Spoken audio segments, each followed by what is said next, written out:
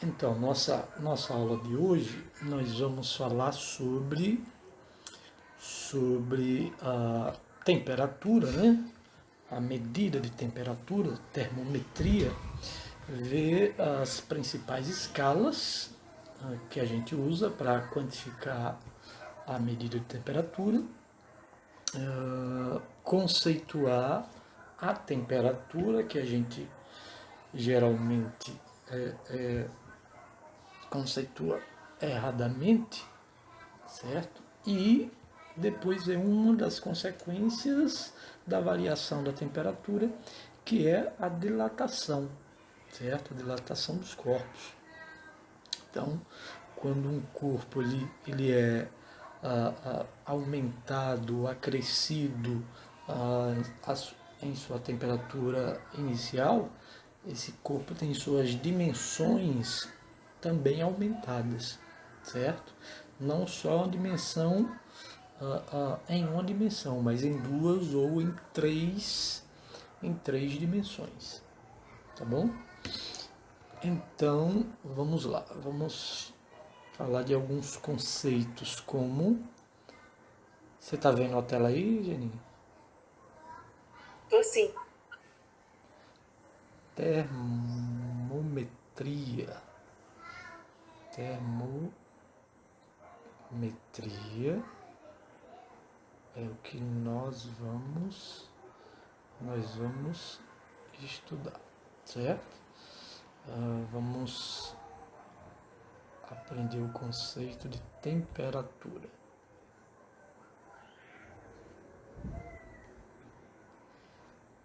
Temperatura. Geralmente, quando a gente fala em temperatura de um corpo, a primeira coisa que a gente percebe é pela sensação, certo? Pela sensação. E aí a gente diz se um corpo tá quente ou se ele está frio. Só que essa análise, ela não é exatamente correta, porque é uma sensação. A sensação ela é relativa, para um pode estar quente, para outro nem tanto, né? Então a gente recorre aí dessa definição de temperatura para uma melhor análise. Então, o que é temperatura, na verdade? Então, temperatura, ela mede o grau de agitação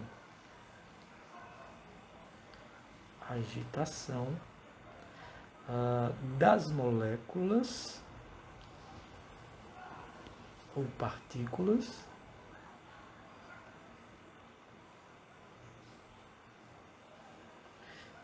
de um corpo.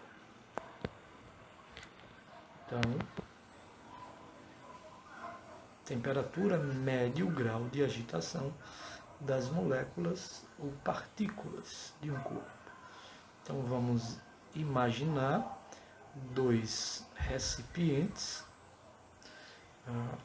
contendo partícula, e essas partículas estão vibrando, essas partículas estão em vibração, certo? Observando essas vibrações, em qual dos recipientes A ou B as partículas têm maior temperatura? Na B. Isso. Então a temperatura em B, das partículas em B, é maior do que a temperatura das partículas em A. Porque a gente percebe que elas estão mais agitadas, estão vibrando de uma maneira mais intensa. Então,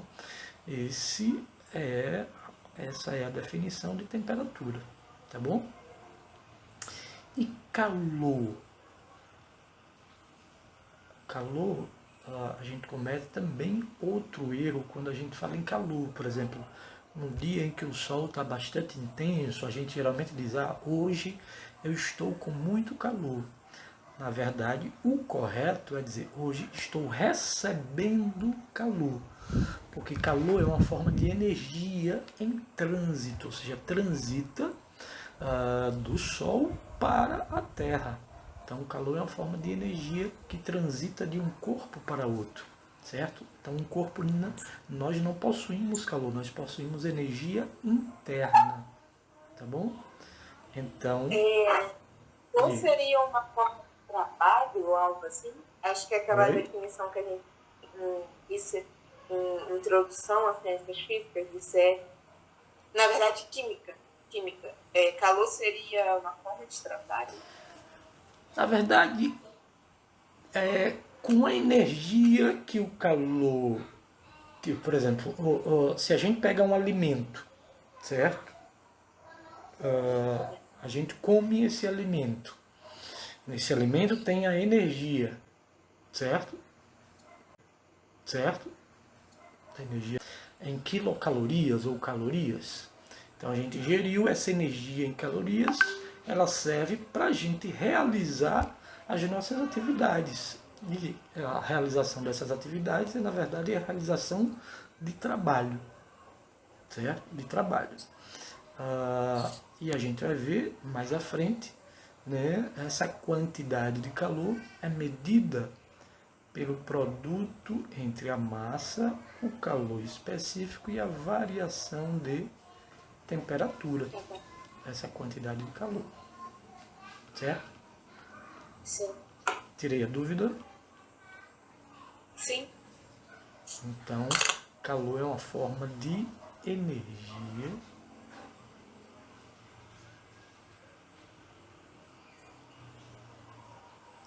que transita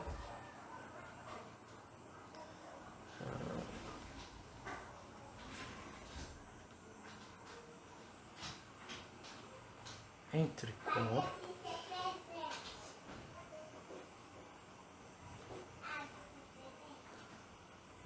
com temperaturas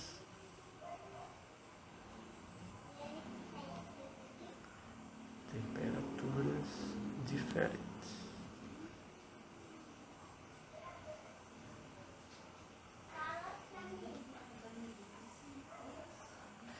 Então, se eu tiver um sistema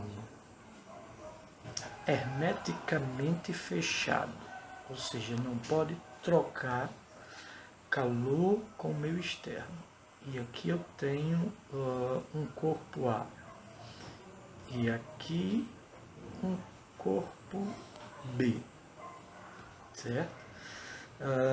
Se a temperatura de A for maior do que a temperatura de B, se a temperatura de A for maior que a temperatura de B, esses corpos aqui, mesmo não estando diretamente em contato, mas eles estão em um ambiente fechado, né? O calor ele vai fluir espontaneamente do corpo de maior temperatura para o corpo de menor temperatura. Então, o calor é isso aqui, ele está entrando, está transitando de um corpo para outro, certo? Então, isso aqui espontaneamente. Espontaneamente.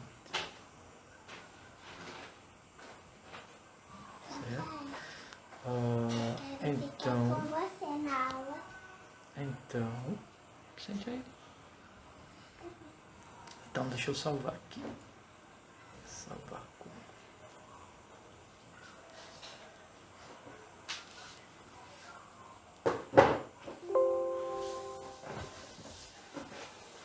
Então, lembrando, a temperatura é a medida do grau de agitação das partículas de um corpo.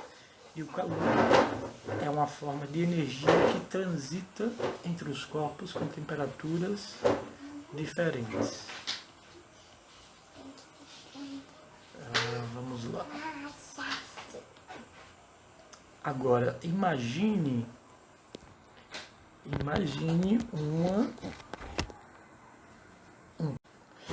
Então, imagine um corpo A e um corpo B. Um corpo A e um corpo B. E um terceiro corpo. E um terceiro corpo C. Esse terceiro corpo C é um medidor de temperatura, certo? Um termômetro. Então, vamos imaginar que esse termômetro vai medir a temperatura do corpo A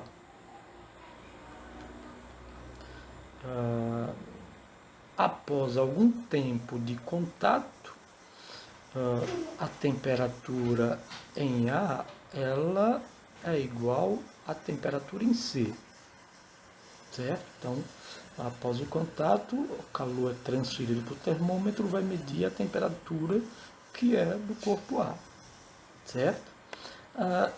E quando foi medido a temperatura do corpo B, foi percebido que ela é igual ao do corpo C. Isso quer dizer o quê? Que mesmo não colocando em contato A com B, as temperaturas de A e de B são iguais. Essa é a chamada de lei zero, certo? É a lei zero da termodinâmica. Lei zero da termodinâmica. Ok? Então, o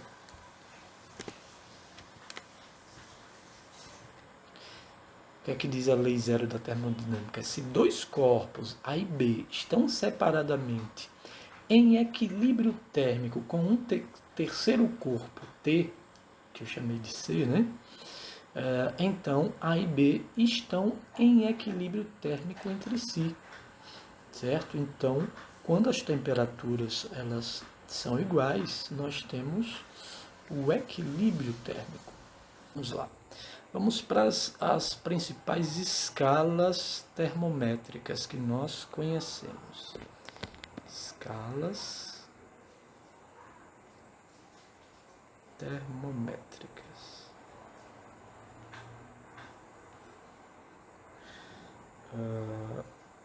Vamos lá, vamos lembrar aqui. 1, 2, 3 escalas. Qual a escala que nós usamos para medir temperatura? A mais comum é Celsius? Perfeito.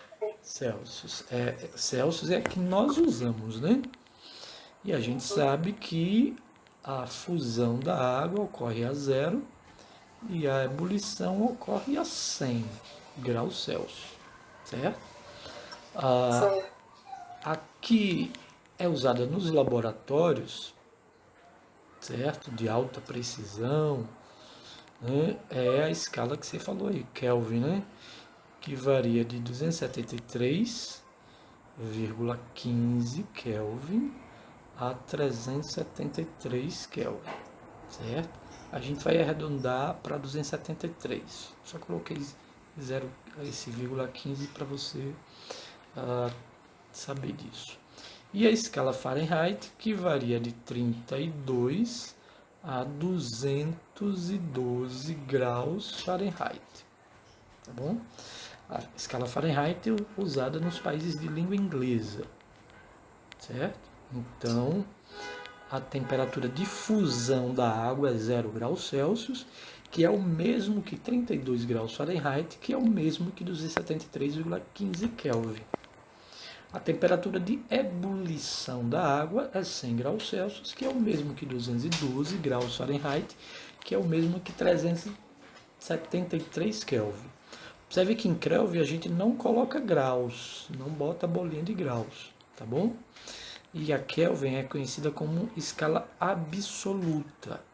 Por quê? Porque ele só admite valores positivos. A menor temperatura, teoricamente, por que teoricamente? Porque nunca foi atingido, certo? O nosso zero absoluto. Então, zero absoluto nunca foi atingido.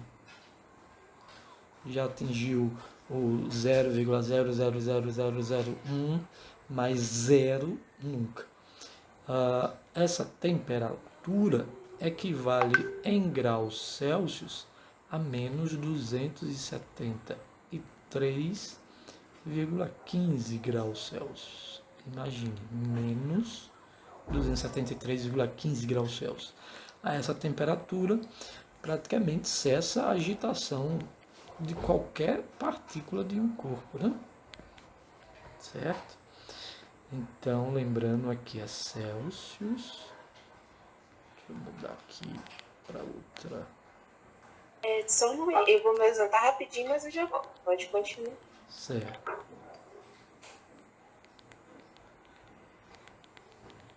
Fahrenheit.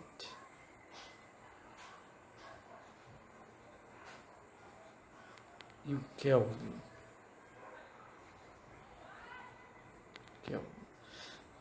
Agora vamos aprender a relação. Já. Certo. Agora vamos aprender a relação entre essas escalas, tá bom? Já voltou, né? Já sim. Você está falando aí sobre o zero absoluto, por que ele é em relação ao Kelvin, não ao Celsius? O zero absoluto e o 0 graus Celsius são coisas completamente diferentes. Observe, o 0 graus Celsius ele é o mesmo que 273 Kelvin.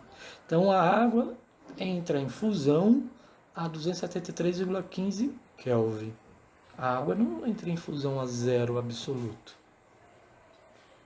Zero absoluto é o mesmo que menos 273,15 graus Celsius. Percebeu a diferença? Sim. É porque uma vez fazer um programa do Luciano Huck, certo. Eu vi uma pergunta sobre essa questão de zero absoluto, mas eu não lembro qual era a pergunta. E a resposta é menos 273,15. Aqui, menos 273,15. É o zero absoluto. Aqui, o zero absoluto é o 0 Kelvin. Ele é o mesmo, ele é igual a menos 273,15 graus Celsius. Certo? Sim. Então, essas temperaturas aqui, elas são compatíveis. Essa é o mesmo que essa, que é o mesmo que essa. Tá bom? Mas o nome zero absoluto é Kelvin. Não é 0 graus Celsius. É 0 Kelvin. 0 Kelvin é o mesmo que menos 273,15 graus Celsius. Ok? Então, vamos aprender como é que a gente relaciona as escalas Celsius, Fahrenheit e Kelvin.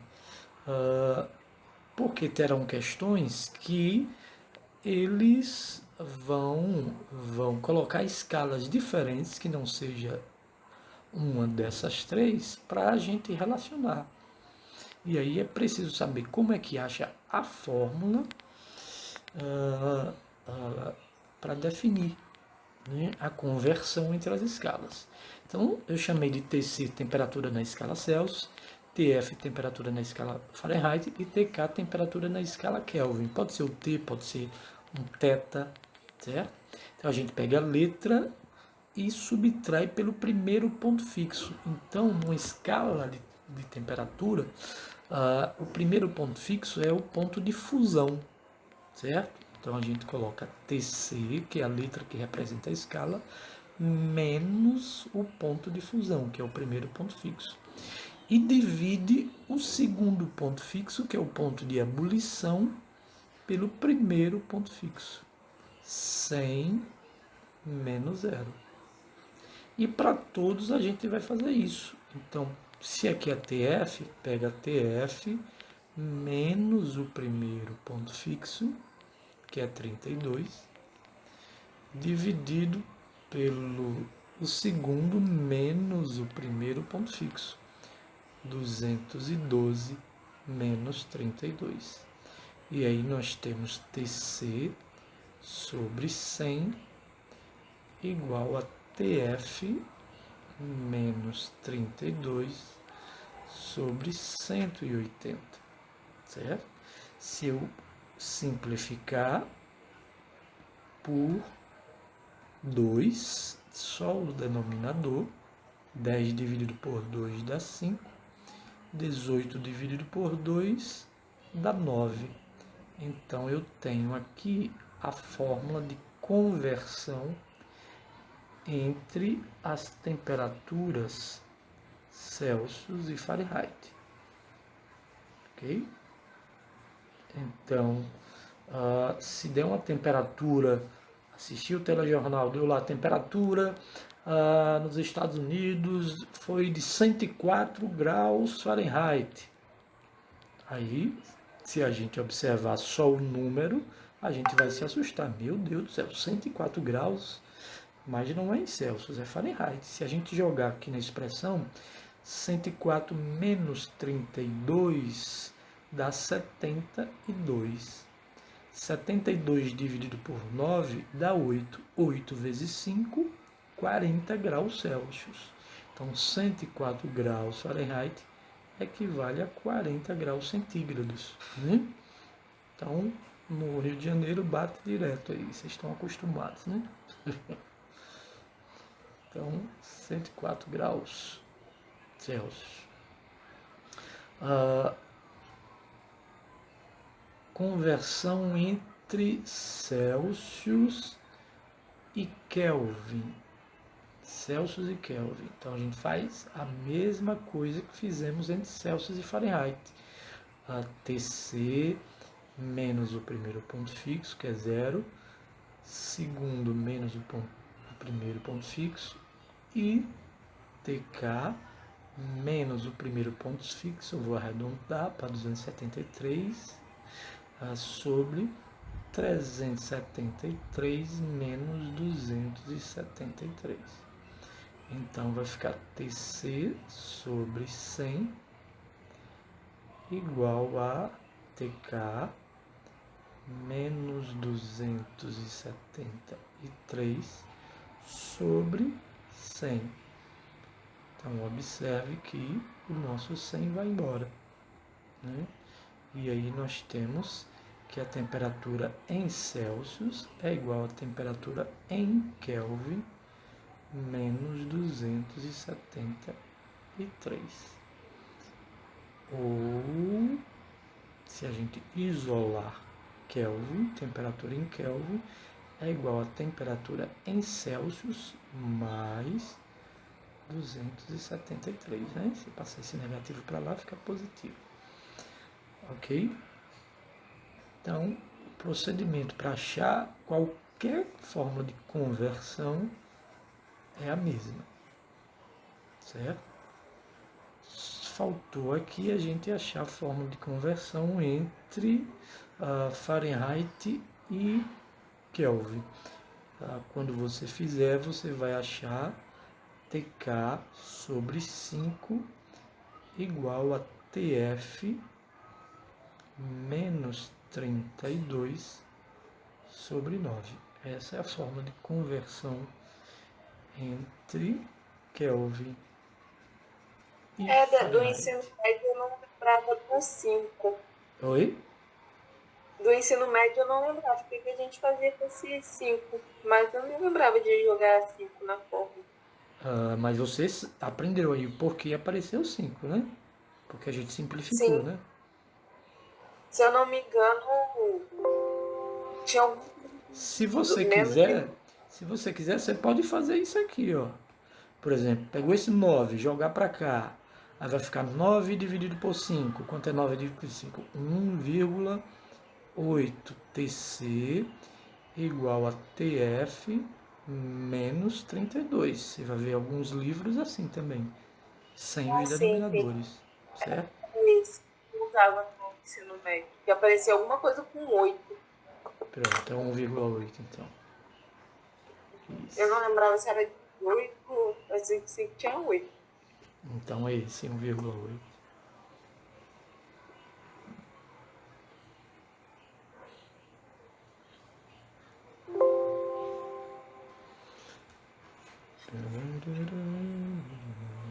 Vamos lá, vamos seguir. Agora vamos falar de variação de temperatura. Variação de temperatura. Vamos achar a fórmula de conversão. Então vai servir para todos os casos. Vamos fazer só a de Celsius e Fahrenheit. Tá bom? E depois eu coloco as outras fórmulas, que as outras são parecidas também. Então, temperatura de fusão, temperatura de ebulição, temperatura de fusão, temperatura de ebulição. Então, vamos analisar agora o acréscimo, a variação de temperatura, certo? Então, a variação de temperatura em Celsius, aí você vai logo para o denominador agora e subtrai 100 menos 0. No denominador, ele repete. No numerador, a gente coloca a variação da temperatura. Então, embaixo 212 menos 32. Então, para qualquer escala, a gente vai achar a variação dessa mesma forma. Aqui dá 180, simplificando, dividido por 2. Então, a variação de Celsius sobre 5 é igual a variação de Fahrenheit sobre 9. Tá bom? Se for entre Celsius e Kelvin, a variação é a mesma, certo? Se for entre Fahrenheit e Kelvin, a expressão de Celsius equivale à de Kelvin. Então, delta TF sobre 9, certo? Então, cadê? Terei aqui. Entre Celsius e Fahrenheit, entre Celsius e Kelvin, e entre Kelvin e Fahrenheit.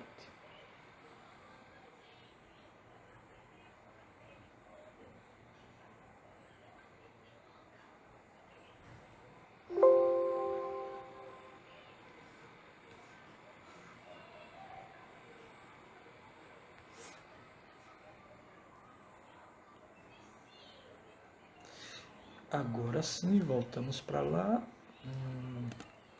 Vamos responder essa questão. Deixa eu escolher uma aqui, viu? Vamos escolher essa mesmo. Suponha que você encontra anotações antigas que descrevem uma escala de temperatura chamada Z, na qual o ponto de ebulição da água é 65 graus Z e o ponto de congelamento é menos 14 graus Z. Aqui, temperatura na escala Fahrenheit corresponde a uma temperatura menos 98 graus Z. Suponha que a escala Z é linear, ou seja, que o tamanho de 1 grau Z é o mesmo em toda a escala Z.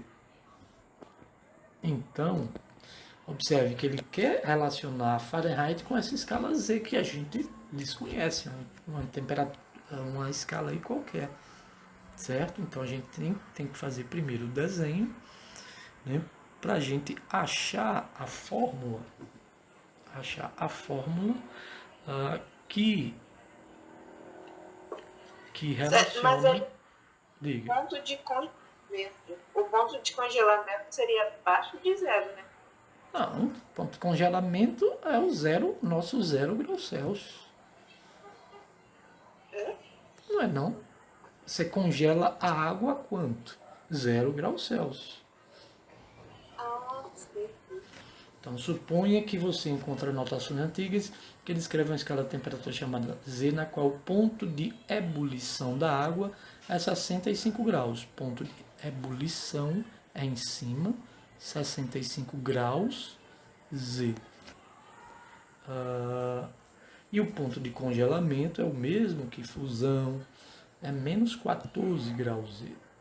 Menos 14 graus Z.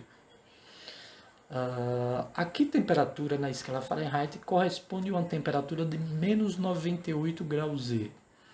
Então, quando Z estiver marcando menos 98 graus Z, qual é essa temperatura na escala Fahrenheit? Qual é essa temperatura na escala Fahrenheit? É o que ele quer saber, certo?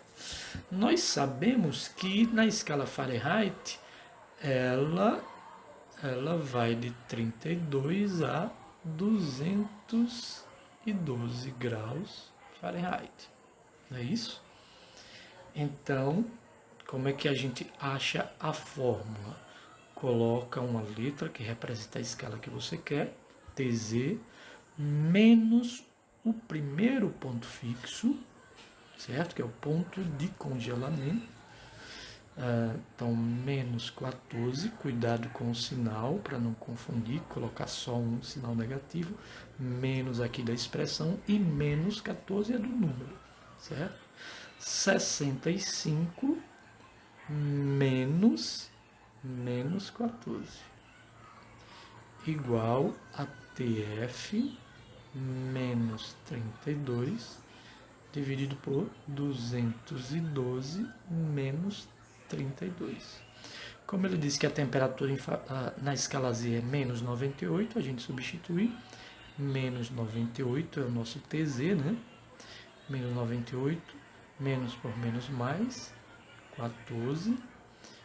65 mais 14 igual a TF menos 32 sobre 180. Então, vamos só fazer essas continhas aí, certo? Menos 98 mais 14 dá quanto? 84, negativo, né? Sobre 65 mais 14. 79. 79 igual a TF menos 32 sobre 180, certo? Vou passar 180 para cá multiplicando. Então, menos 84 vezes 180 dividido por 79. Desse lado eu tenho menos 32, vou passar para a esquerda, vai ficar agora mais 32 igual a TF, certo? Faça aí essa continha para ver quanto é que dá a temperatura na escala Fahrenheit. Bom, se eu não errei, dá menos 159,39. Menos 59,39. Menos 159 menos 159,4, então, né? Não é 39 que você falou? Então, 4 graus Fahrenheit. Ali, as fórmulas, você tinha pego um ponto positivo e feito menos o 0 grau Celsius.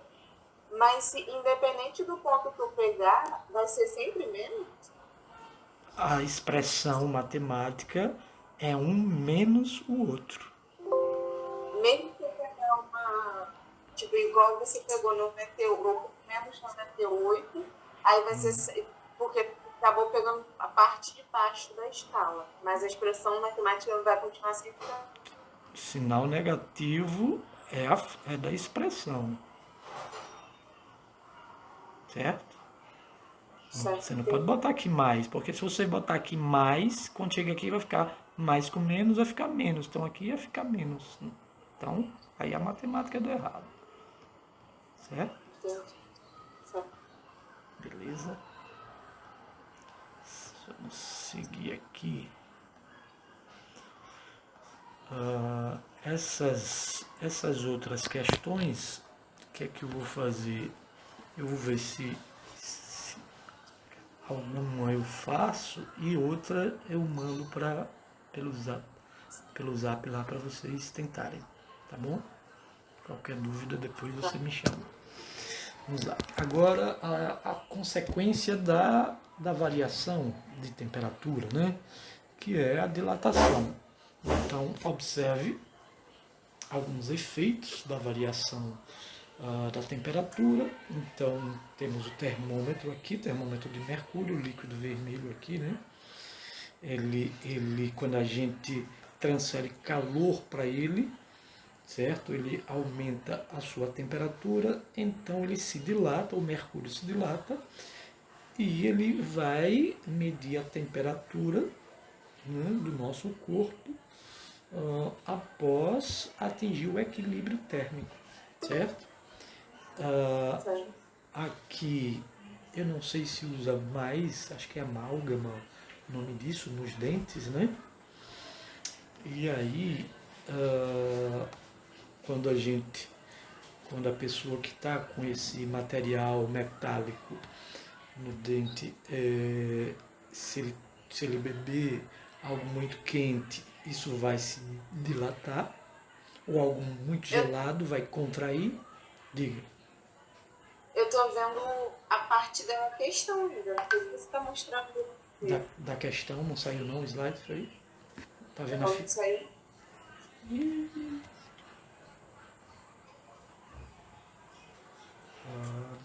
Será porque ele disse que é 10 minutos, aí já está nos cortando aqui. Vou liberar de novo. Apareceu agora? Apareceu. Agora apareceu. Apareceu aí o dente? Sim. Então, essa parte aqui metálica, a pessoa toma água quente, um café quente, alguma coisa quente, dilata, o algo muito gelado vai se contrair, então o dente dói, né?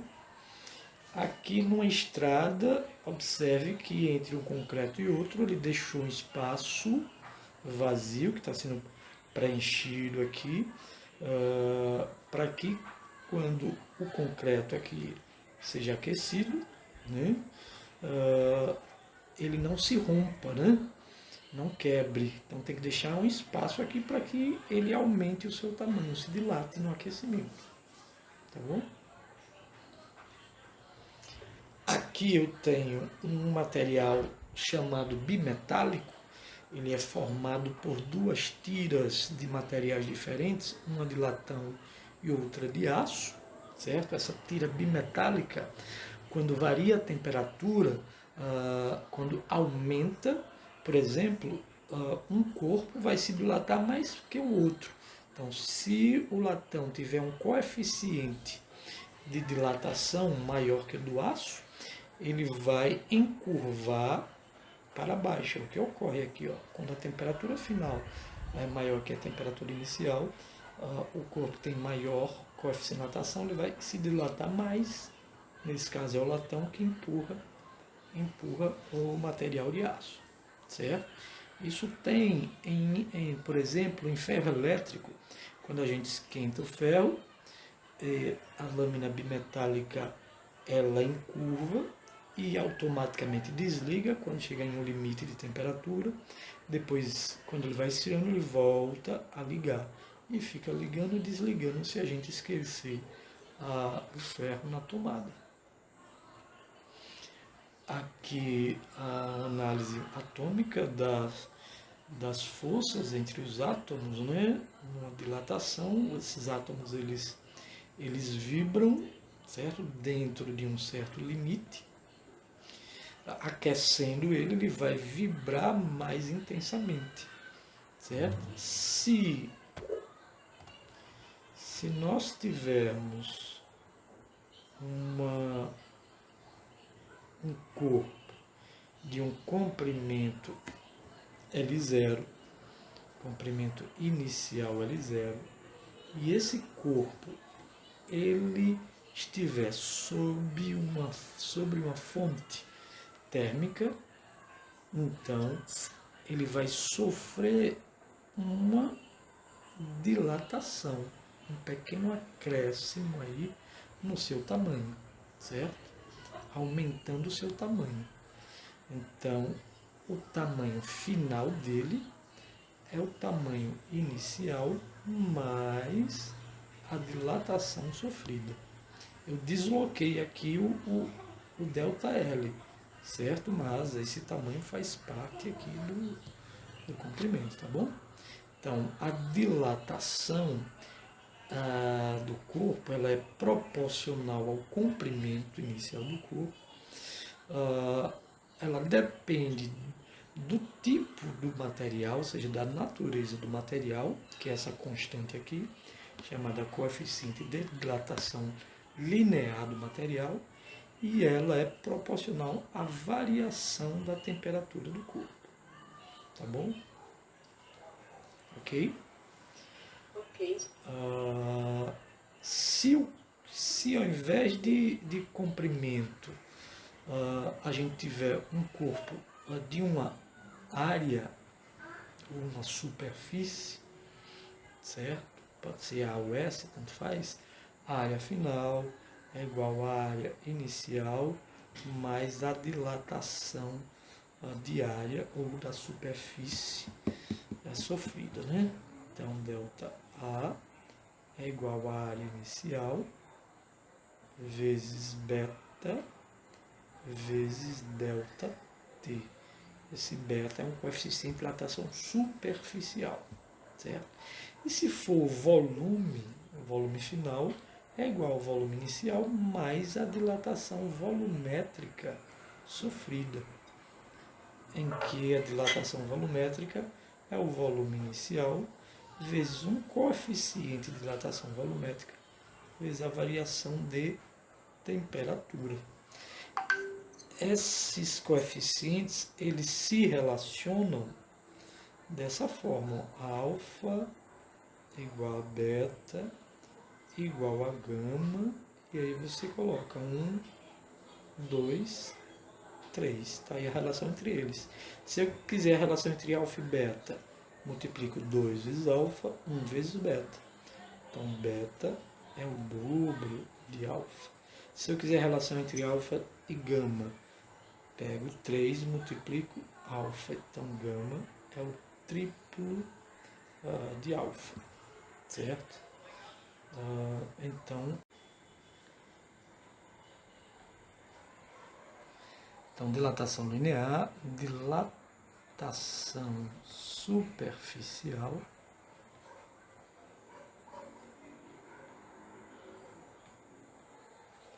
e dilatação volumétrica.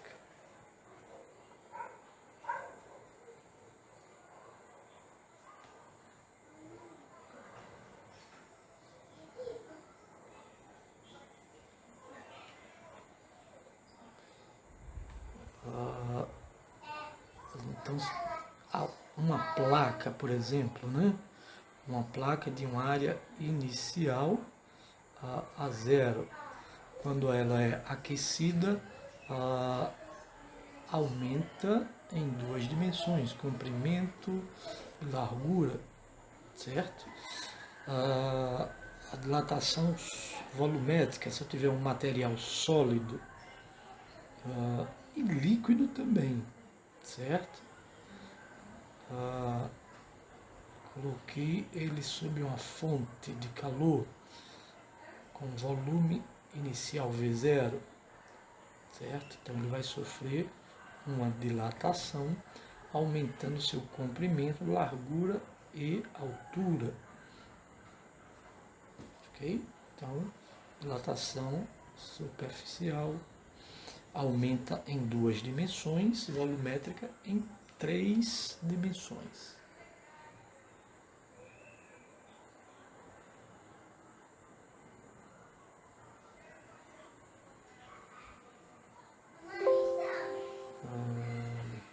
Deixa eu colocar.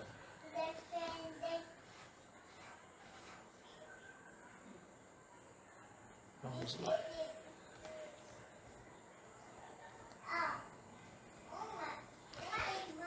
Então, a expressão da dilatação linear, né? Eu botei aqui L0 vezes alfa vezes ΔT. Eu tenho uma temperatura inicial, um comprimento inicial, um acréscimo na temperatura de ΔT, há um acréscimo no comprimento, que é de chamar ΔL, dilatação. Se eu dobrar esse acréscimo de temperatura, eu dobro a dilatação, certo? Ou seja, é proporcional à temperatura. Aqui, temperatura inicial, comprimento inicial, acréscimo de temperatura, acréscimo da dilatação, certo? Agora, se eu dobrar o comprimento inicial, mantendo o acréscimo de temperatura, né, dobrando o comprimento inicial, eu dobro a dilatação. Então, isso quer dizer que a dilatação é proporcional à variação de temperatura, dobrou a temperatura, dobra a dilatação. E proporcional ao comprimento, dobrou o comprimento, dobra a dilatação, certo? Então, a dilatação linear, ΔL, L vezes alfa vezes ΔT, dilatação superficial, a área vezes 2α vezes ΔT, o que eu chamei de beta, que a gente viu lá, beta, é o mesmo que 2α, que nós vimos também, e dilatação volumétrica, V 3α vezes ΔT, tá bom? Observe essa placa com um furo, certo?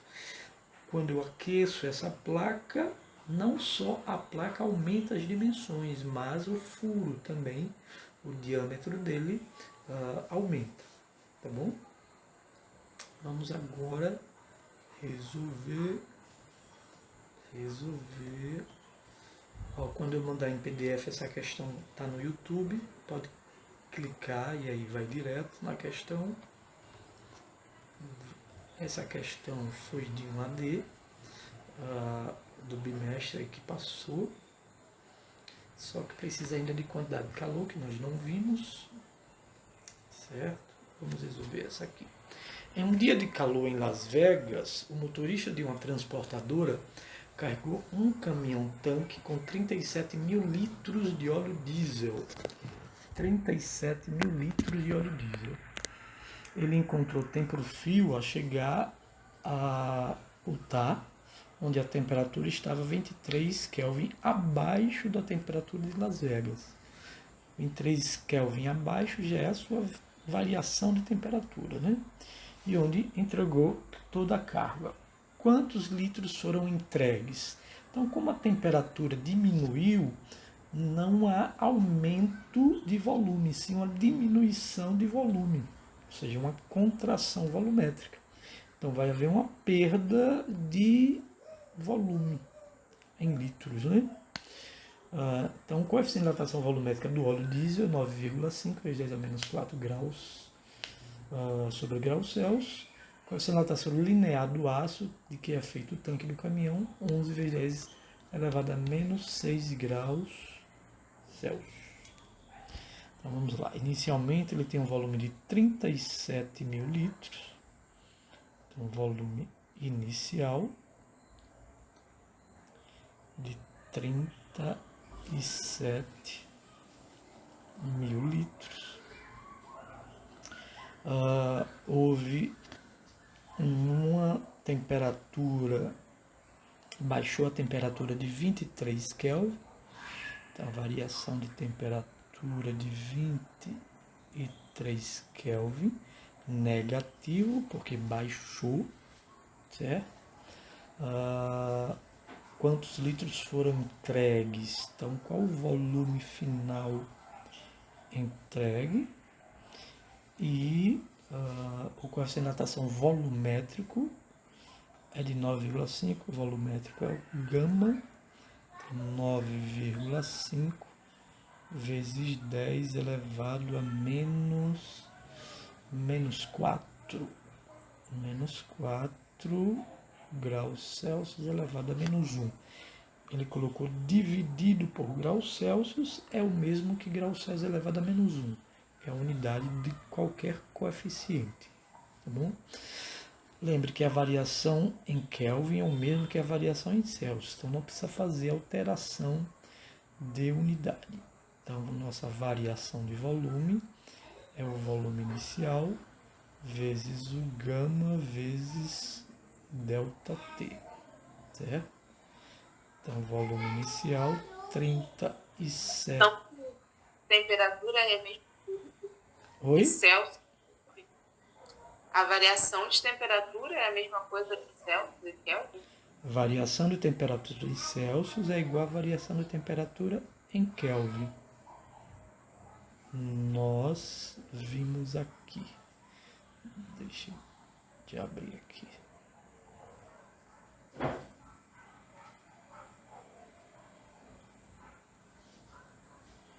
Aqui, ó.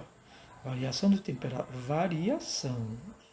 Não é uma temperatura. São duas temperaturas. Certo? Se a gente quiser achar uma e converter em outra, é uma coisa. A variação é que é a mesma. Ok? Então, aqui é menos 23.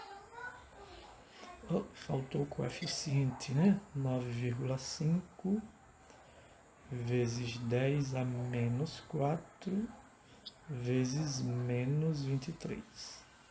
Fazer essa conta aí para ver quanto é que dá.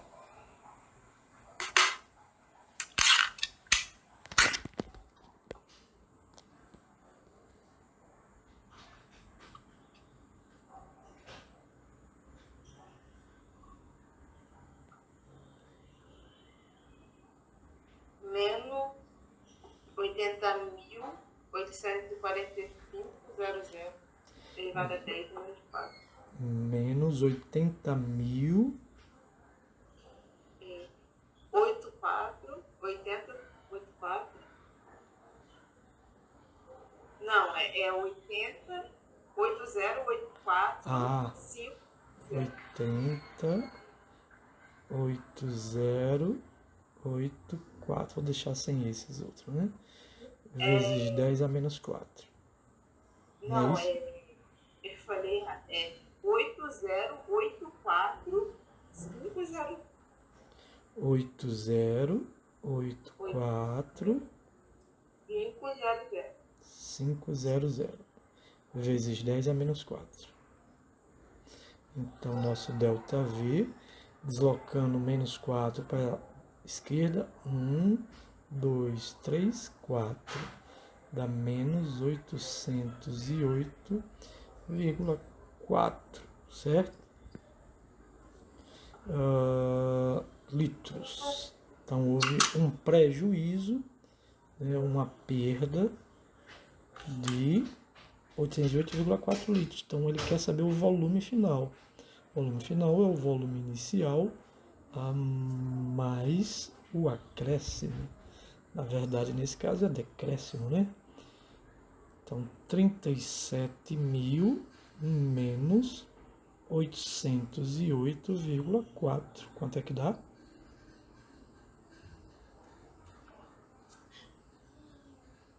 36.191. 190 e 1,6. 6 litros. Então, o tanque vai chegar lá com essa capacidade, 36,191 litros, certo? Observe o prejuízo aqui, ó. Então, fique atento, na hora que for colocar o combustível, tem que colocar em um horário em que a temperatura esteja mais baixa. Então, de manhã cedo, certo? Porque a gente sabe que à tarde vai estar meio-dia e à tarde vai estar com a temperatura mais alta, certo? Então, a perda de volume. Aquela informação, outra informação que ele tinha dado no problema servia para quê?